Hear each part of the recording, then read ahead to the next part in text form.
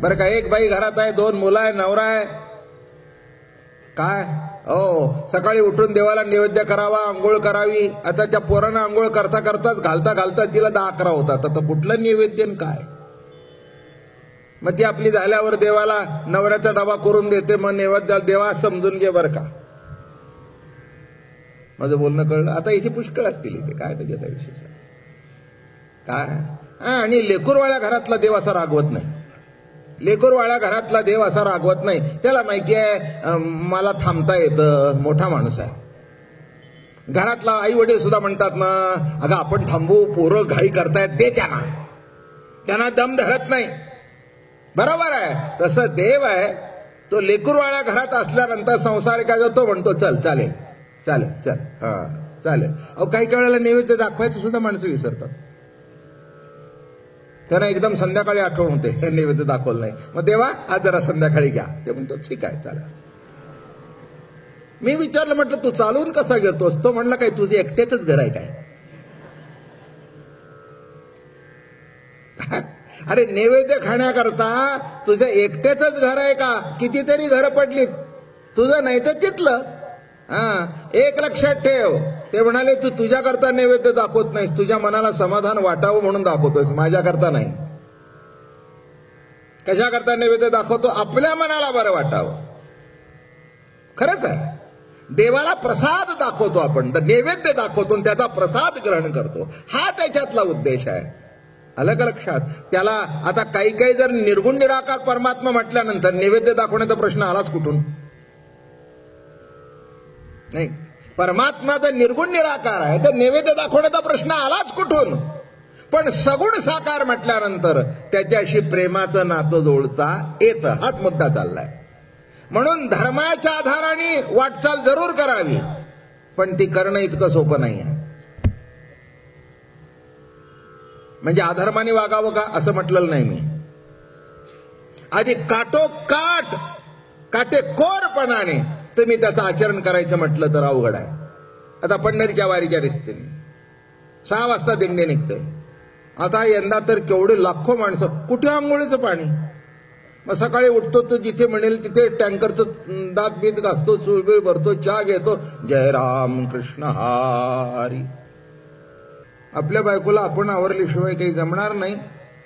आणि शेवटी मंडळी काय सांगू तुम्हाला, शिव गेले आणि ती तुम्ही चित्र बघितलंय का? जीभ बाहेर आणि डोळे मोठे. एक तुम्हाला मी सांगतो, डोळे मोठे केल्यानंतर काहीही दिसत नाही बरं का. जेवढे डोळे तुम्ही बारीक कराल तेवढं चांगलं दिसतं. म्हणून सुईमध्ये दोरा होताना असं करावं लागतं. असं करून होऊच शकत नाही. तुम्ही घरी जाऊन प्रयत्न करा, पाहिजे तर प्रॅक्टिकल बघा की दोरी घ्या असं करा, ते कुठेतरी भलतीकडेच जाईल. मग एवढं लहान छिद्रातून जर दोरा व्हायचा असेल तर डोळा मोठा करायला नको का? नाही हो, सूक्ष्म. तसं हे कीर्तन कृष्ण भगवंताबद्दल प्रेम भक्ती ऐकताना जरा सूक्ष्म नजर असू द्या. नाही तर तुम्ही म्हणाल बाबा महाराज काय सांगतायत कोणाला माहित. अंधा कुणान बाचे बहरा सुन सुना से, वा क्या मार डाला, क्या बात. असं व्हायला नको. तेव्हा ती आडवी शेवटी अशी ती पगायला लागली, काही होईना जमेना. शेवटी शिवाने विचार केला, ही इतकी तापली रागवत नाही, आता काय करावं, आपण आडवं पडावं तिच्या पायावर. असे आडवे पडले आणि अडखळली ती आणि खाली वाकून बघितला, आता आपला नवरा. आणि मग तिने जीभ बाहेर काढली, आता काय करा. तेव्हा ही पोज फार सुंदर आहे. इथली जेवढी जोडपी आली असतील, कदाचित माझ्यापासून सुरुवात करू.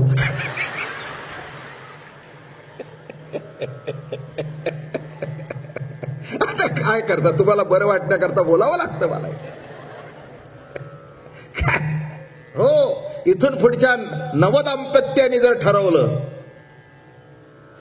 नाही का, एखादी आधुनिक विचाराची मुलगी असली, जास्ती शिकलेली परडा मुलगी असली, ती म्हणाली नाही मला ही शिवाचीच पोच पाहिजे, तर मी खाली निजा, मी छातीवर पाय ठेव.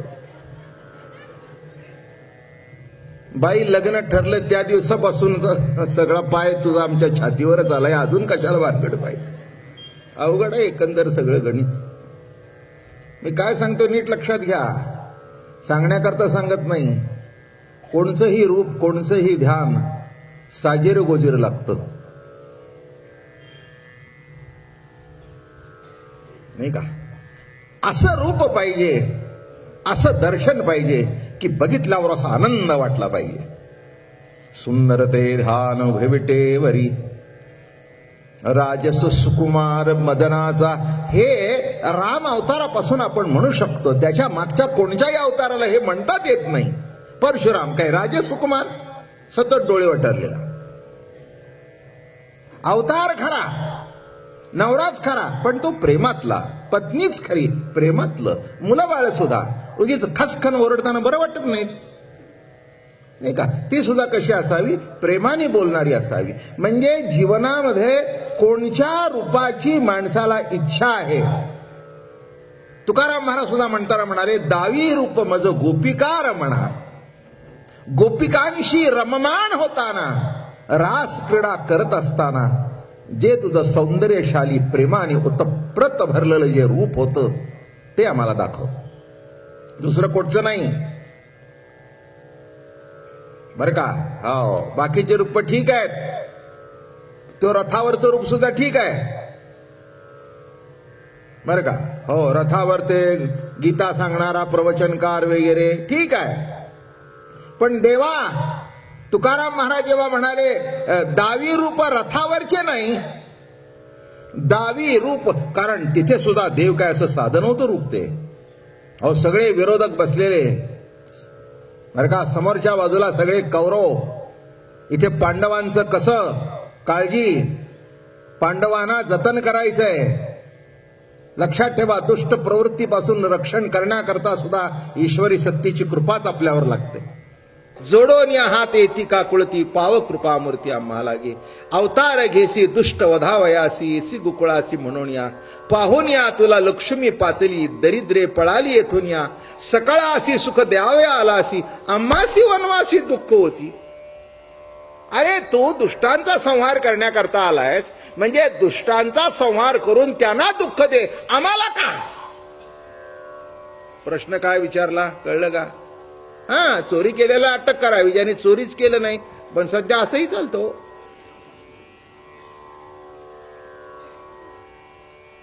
नाही का? कालच मी टीव्हीला बघितलं, एक पोर पळतंय आणि त्याला गोळ्या झाडतायत. मोठं प्रकरण माजलंय ते युपी मध्ये. काही नाही त्या पोराचा संबंध, तो भीतीने पळत होता आणि तो पळतोय म्हणून त्याला गोळ्या झाडून मारल्या. आता मोठं प्रकरण झालं. गेला विचारायचा जी, काय आतंकवादी नाही, काही नाही, जेमचेम 15-16 वर्षाचं पोर आहे ते. कळलं का? हा, मग त्याच्या इथेच म्हणतायत, अरे जे आतंकवादी होते ते पळून गेले ना, आम्हाला का? दुष्टांना मार की, आम्ही तुझ्या प्रेमात पडलोय, आम्हाला का? हा सुद्धा युपीच्या पोलिसासारखाच दिसतो. चुकलं नाही त्याचं, तोही युपीचाच आहे.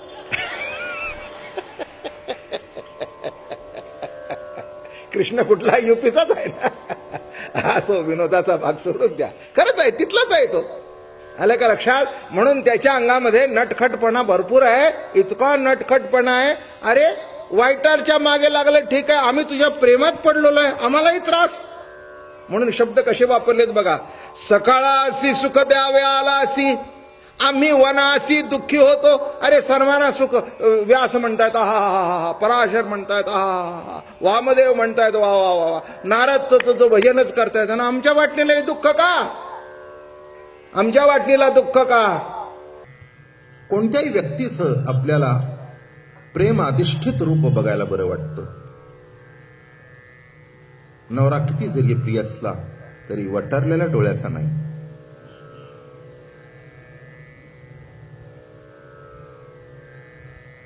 नाही का? किती प्रिय असू दे, पण मोठे मोठे डोळे.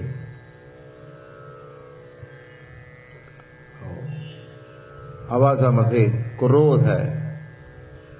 किती प्रेम असलं तरी असा नवरा बघायला आवडत नाही. तसंच बाई सुद्धा पिंजारलेले केस,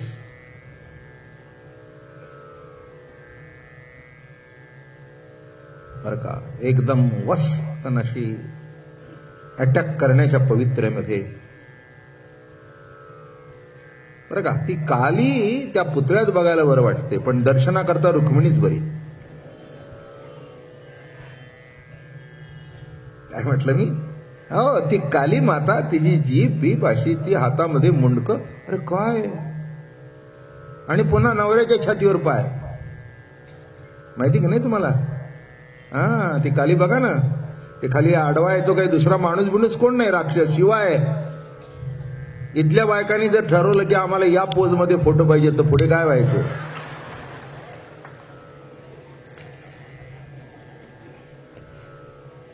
काय कठीण होईल की नाही? बर, पुन्हा कुठे नास्तिक फोटो नाही, देवाचं अनुकरण नाही करायचं, तर कुणाचं करायचं? आहे का नाही? माहितीये ना तुम्हाला, ती अशी जीभ बाहेर काढली होती की नाही, ते सगळे घाबरले. ती जी कापला की नाही त्या महिषासुराला, महिषासुर मर्दिनी, कापल्यानंतर एकाची छाती होईना तिच्या पुढे जाण्याची. विष्णू मागे सरले. अहो काय असतं, पुरुषाला धरता येतं, बाईला धरता ना, भयंकर पंच. अलग अलग एक हात धरला आणि ती जर म्हणली, म्हणजे तिला आवरण्याकरता हात धरला आणि ती जर म्हणली माझा विनय भंग झाला, तर पुढे काय कपाळावर हाणून घ्या. अवघड असतं बायकांच्या बाबतीत. एखादी वीज कडाडली, देवाचंच रूप आहे, पण त्याच्याकरता सुद्धा संरक्षण व्हावं लागतं ना. त्या अति तेजोमय अशा रूपामध्ये अडकला तर तुम्ही जाऊन खाक व्हाल, खाक व्हाल. हेही नेट लक्षात घ्या. तेव्हा काही काही रूप देवाची जरी असली तर त्या देवाच्या रूपापासून देवानीच संरक्षण करावं लागतं. म्हणून ती रूप डोळ्याला आनंद देणारी नाहीत, ती रूप डोळ्याला सुख देणारी नाहीत. डावी रूप मज गोपिकार म्हणा, कारण त्या रूपामध्ये प्रेम भरलेलं आहे. जरा पुढे जाऊया. प्रेम भक्तीच्या माध्यमातून देवाशी नातं जोडलं जातं, जोडता येतं. देवाला जाणणं निराळं, देव कळणं निराळं.